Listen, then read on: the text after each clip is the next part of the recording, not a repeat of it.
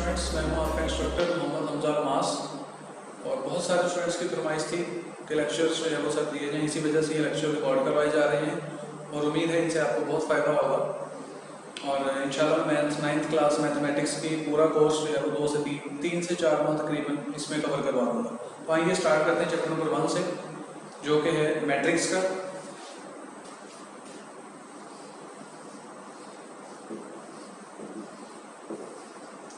तो मैट्रिक्स, सबसे पहले हमें ये पता होना चाहिए कि मैट्रिक्स का यूज़ कहाँ कहाँ पर है। तो उसके लिए हम देखते हैं कि मैट्रिक्स बहुत सारे फील्ड्स में इस्तेमाल किया जाता है। जैसा कि most commonly matrix are used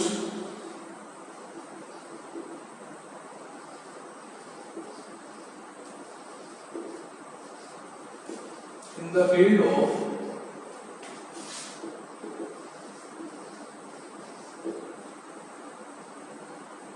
mathematics,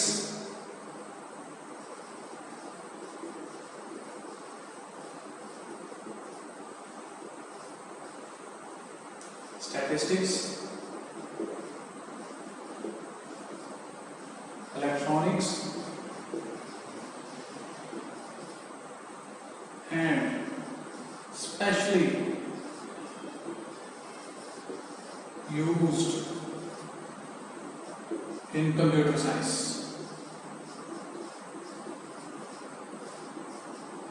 तो मैट्रिक्स इन तमाम फील्ड्स के अंदर इस्तेमाल किया जा रहा है, इस वजह से मैट्रिक्स को सीखेंगे।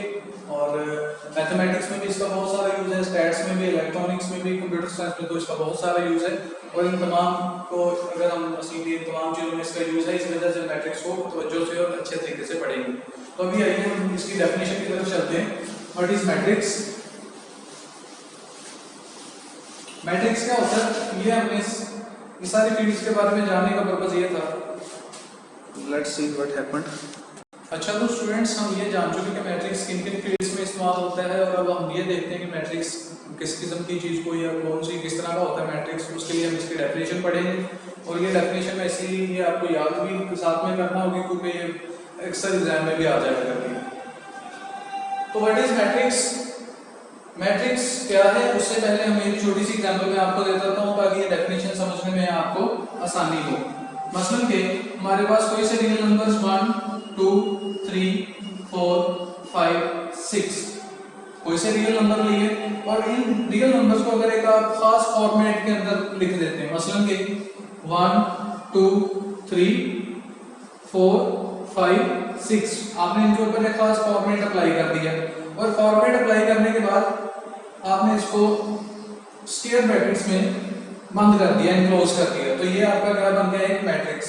तो रियल नंबर को खास फॉर्मेट में करने के बाद अगर आप इनको ब्रैकेट्स में बंद कर देंगे, तो ये आपके पास एक मैट्रिक्स की शक्ल इख्तियार कर जाता है, या एक मैट्रिक्स की शक्ल इख्तियार कर चुका है। ठीक है, हम इसी को डेफिनेशन की मदद से पढ़ने की कोशिश करते हैं, ताकि डेफिनेशन आसानी से समझ आ जाए। A rectangular array or formation of collection of real numbers, मसलन के बहुत से रियल नंबर्स की कलेक्शन और उनकी एक खास तरह की बनावट। फॉर्मेशन का मतलब बनावट। मसलन के हमारे पास कलेक्शन ऑफ रियल नंबर है ये, सच एज, हमने इसको इस फॉर्म में लिख दिया और बाद में and then enclosed by brackets. और इस फॉर्म को अगर हम ब्रैकेट्स की शक्ल में भी कर देंगे, तो हमारे पास इस सेट को फॉर्म ऑफ मैट्रिक्स, तो एक मैट्रिक्स हमारे पास आ जाए। तो इस तरह की शक्ल में जो लिखी हुई वैल्यूज या इस तरह की शक्ल में लिखे हुए नंबर्स को, डिजिट्स को जो इस फॉर्म में लिखे जाते हैं, उनको क्या बोला जाता है, मैट्रिक्स। अच्छा स्टूडेंट्स, नेक्स्ट है हमारे पास रोज एंड कॉलम्स।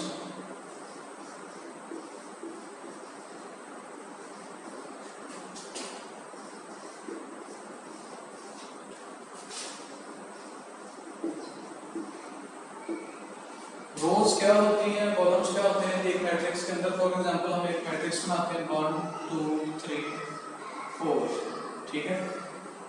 तो इस मैट्रिक्स में अगर हम देखें, तो जो हॉरिजॉन्टल बेस में जो एंट्रीज लिखी गई हैं, उनको कहा जाता है रोज।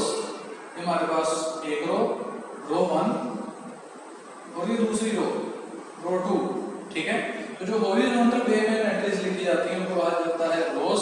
इसी तरीके से अगर इसी कॉलम में, अगर इसी मैट्रिक्स में हम देखें, और तो जो वर्टिकल वे में लिखी हुई होती है, मसलन 1 3 2 एंड 4, तो इसमें अगर देखा जाए तो वर्टिकल वे में जो एंट्रीज लिखी गई हैं तो उनको कहा जाएगा कॉलम्स, ठीक है। तो ये है कॉलम 1 और ये हुआ कॉलम 2, ठीक है।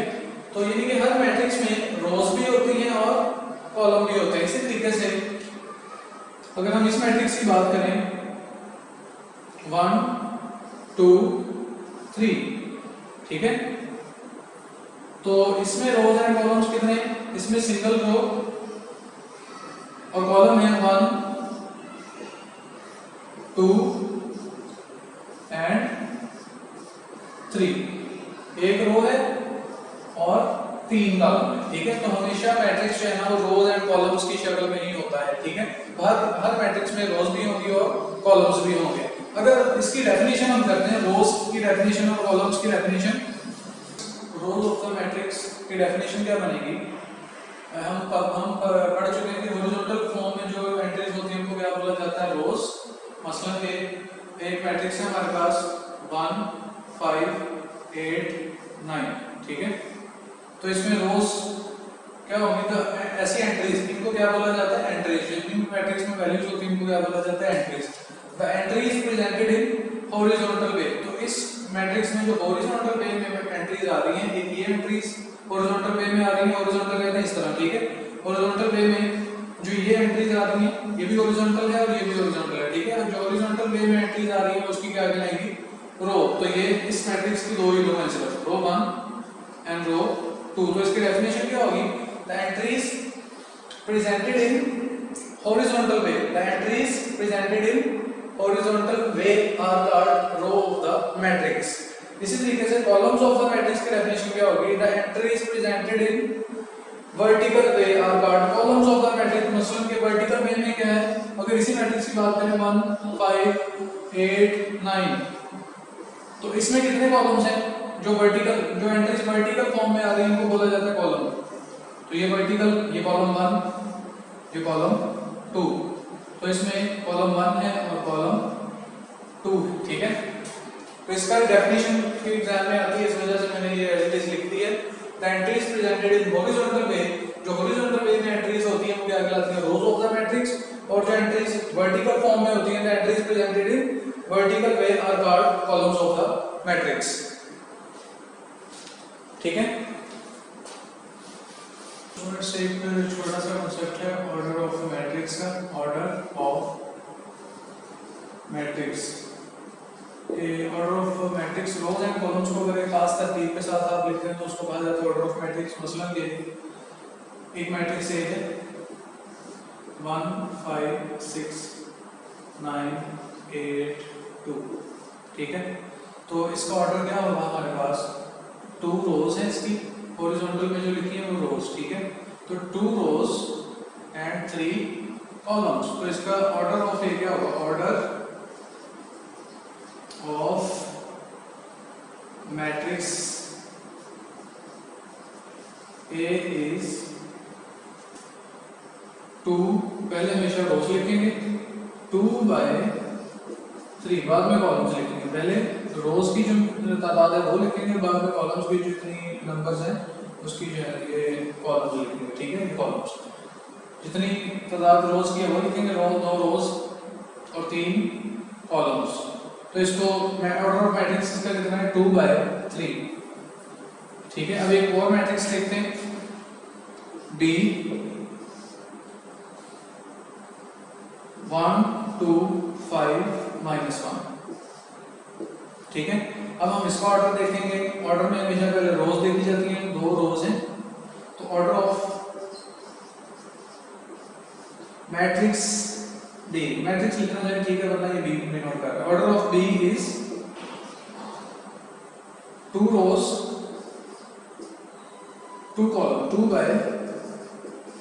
तो ये तरीका है ऑर्डर को मालूम करने का, ठीक है। यानी कि रोज एंड कॉलम्स को एक खास तरतीब में करके लिखना, तो ये हमारे पास उसका क्या आ जाएगा, ऑर्डर। अच्छा तो स्टूडेंट्स नेक्स्ट डेफिनेशन है हमारे पास equal matrix. Equal matrix check करने के लिए 2 मैट्रिक्स इक्वल हैं या नहीं, तो आप क्या मतलब कि इसकी जो दोनों कंडीशन फुलफिल होनी चाहिए। कहता है let A and B 2 matrices first किया ए और बी दो मैट्रिक्स हैं, then A equal to B, A उसी सूरत में ए बराबर होगा बी के अगर इफ एंड ओनली इफ अगर ये दोनों कंडीशंस फुलफिल होंगी, मसलन के the order of A equal to the order of B, their corresponding entries are equal. तो अब हम ये दोनों कंडीशंस को समझने की कोशिश करते हैं एक एग्जांपल से।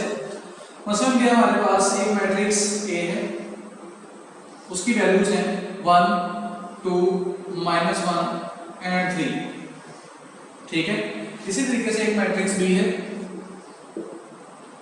उसकी वैल्यूज भी हमारे पास यही है 1 2 3 एंड -1, ठीक है। अब हमने देखना ये है कि ये दोनों मैट्रिक्स इक्वल हैं या नहीं। तो पहले सबसे हमारा जो काम है वो देखना ये है कि ऑर्डर ऑफ ए को ऑर्डर ऑफ बी के इक्वल चेक करना है। इसका ऑर्डर ऑफ ए देखें, ऑर्डर ऑफ ए कितना है जी, ए का ऑर्डर है, ऑर्डर ऑफ ए कितना आया हमारे पास, 2 रोज 2 कॉलम्स, तो इसका मतलब है 2/2। इसका ऑर्डर भी 2/2 है, इसका ऑर्डर भी 2/2, 2 रोज 2 कॉलम्स, तो इसका मतलब है इसका ऑर्डर ऑफ बी भी क्या है जी, order of B equal to 2/2, ठीक है।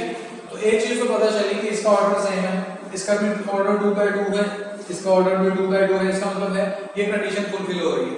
अब नेक्स्ट देखना ये है कि कोरस्पॉन्डिंग एंट्रीज इक्वल है या नहीं। मसलन कि कोरस्पॉन्डिंग का मतलब जिस लोकेशन पे ये है उसी लोकेशन वाली वैल्यू के साथ चेक करना है हमने।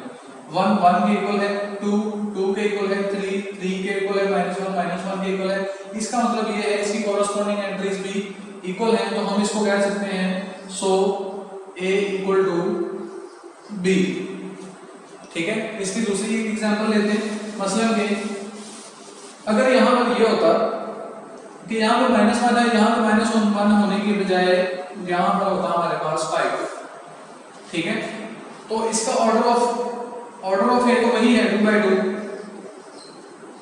इसका 2/2, ये तो ठीक है, ये कंडीशन तो अभी भी फुलफिल हो रही है, लेकिन दूसरी कंडीशन फुलफिल नहीं हो रही, इसकी कोरस्पॉन्डिंग एंट्रीज इक्वल नहीं है। मतलब कि 1 1 के इक्वल है, ये ठीक है, 2 2 के इक्वल है, ये भी ठीक है, 3 3 के इक्वल है, ये भी ठीक है, लेकिन -1 5 के इक्वल नहीं है। इसका मतलब है A इक्वल नहीं है B के, ठीक है। तो ये दोनों मैट्रिक्स अब इक्वल नहीं रहे, पहले वो इक्वल थे। इसकी एक और एग्जांपल हम देखते हैं। मसलन एक मैट्रिक्स हमने लिखा 1 5 3 9, इसका नाम A ही रखा, और एक दूसरा मैट्रिक्स लिखा वही सभी 1 2 3 5 6 9। तो सबसे पहले आपको पता होता है कि हमने क्या चेक करना है, ऑर्डर चेक करना है दोनों का। इसका ऑर्डर क्या है जी, इसका ऑर्डर है, ऑर्डर ऑफ ए है हमारे पास 2/2, इसका ऑर्डर क्या है 2/3, 2 रोज और 3 कॉलम्स। इसका मतलब है ये ऑर्डर्स आपस में मैच नहीं कर रहे, इस वजह से ये पहली ही कंडीशन गलत हो जाती है। इसकी वजह से यानी कि ये दोनों मैट्रिक्स आपस में इक्वल नहीं है, यानी कि A not equal to D। तो पहले ही आपने कह दिया, दूसरी कंडीशन को चेक करने की जरूरत नहीं पड़ेगी, क्योंकि पहले इसका ऑर्डर ही खराब हुआ तो दूसरी वैल्यूज को, दूसरी कंडीशन कोरस्पॉन्डिंग एंट्रीज नहीं चेक करेंगे, ठीक है। आपको मैं दोबारा ये एक चीज बता दूं, कोरस्पॉन्डिंग एंट्रीज कहते हैं किसको हैं। कोरस्पॉन्डिंग का मतलब होता है उसी लोकेशन मतबादल। मसलन के 1 2 3 5 एक मैट्रिक्स है और दूसरा है 1 2 3 5। कोरस्पॉन्डिंग का मतलब है कि इसी लोकेशन वाली वैल्यू, इसके कोरस्पॉन्डिंग वैल्यू ये है, इसके कोरस्पॉन्डिंग वैल्यू ये है, इसके कोरस्पॉन्डिंग वैल्यू ये है, इसके कोरस्पॉन्डिंग वैल्यू ये है। अगर कोरस्पॉन्डिंग एंट्रीज इक्वल है और ऑर्डर सेम है तो इसका मतलब होता है कि दोनों वैल्यूज, दोनों मैट्रिक्स सेम है। अगर कोरस्पॉन्डिंग एंट्रीज और ऑर्डर और कोरस्पॉन्डिंग वैल्यूज दोनों में से एक भी कंडीशन गलत हो जाती है तो ये मैट्रिक्स इक्वल नहीं होंगे। ये स्टूडेंट्स वीडियो काफ़ी लेंथी हो रही थी और एक्सरसाइज 1.1 के जो क्वेश्चंस हैं वो मैंने नेक्स्ट वीडियो में अपलोड कर दिए हैं और उम्मीद है आपको इन डेफिनेशंस की अच्छे तरीके से समझ आएगी। और जो नेक्स्ट एक्सरसाइज 1.1 है वो इन्हीं डेफिनेशंस जिसको अच्छे तरीके से आती हैं वो खुद ब खुद भी सॉल्व कर सकता है, लेकिन फिर भी मैंने एक्सरसाइज 1.1 के जो क्वेश्चंस हैं वो नेक्स्ट वीडियो में अपलोड कर दिए हैं और आप वो देख सकते हैं। ओके जी, अल्लाह हाफिज़।